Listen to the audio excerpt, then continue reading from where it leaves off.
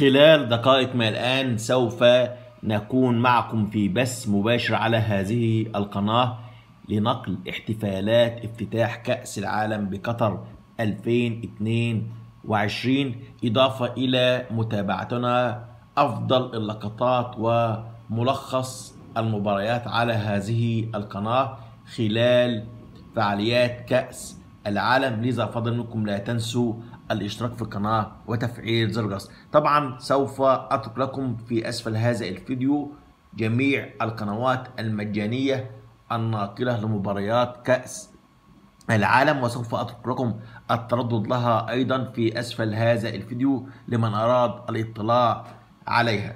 اضافة الى انه من المقرر ان تنقل شبكة قنوات بي ان سبورت حفل افتتاح كأس العالم، وسوف تتم اذاعته عبر القنوات المفتوحة بعد اعلان مسؤولي القناة اذاعة 22 مباراة عبر القنوات المفتوحة.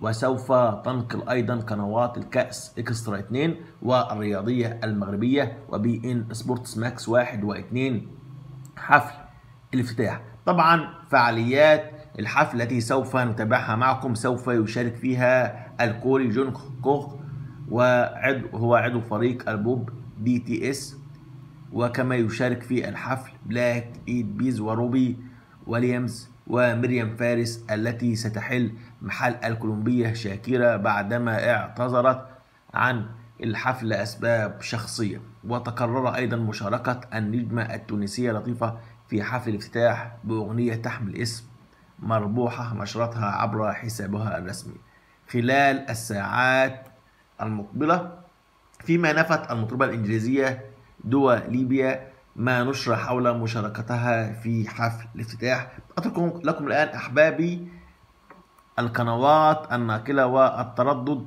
وسوف نكون معكم في بث مباشر جميع فعاليات كأس العالم والمباريات. لذا فضل منكم لا تنسوا الاشتراك في القناة وتفعيل زر الجرس. أشكركم.